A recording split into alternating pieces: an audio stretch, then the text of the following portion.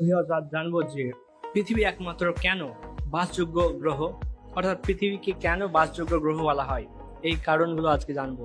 তো উত্তর হলো, পৃথিবীতে আমরা জানি পৃথিবীর 3 ভাগ জল এবং 1 ভাগ স্থল।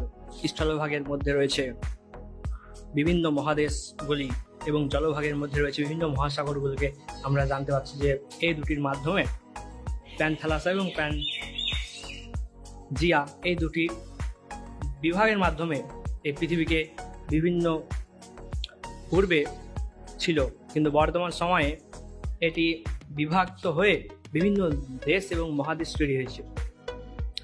এছাড়াও মহাসাগর তৈরি হয়েছে।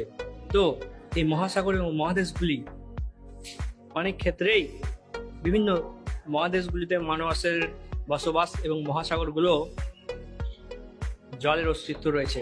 এছাড়াও পার্ট 2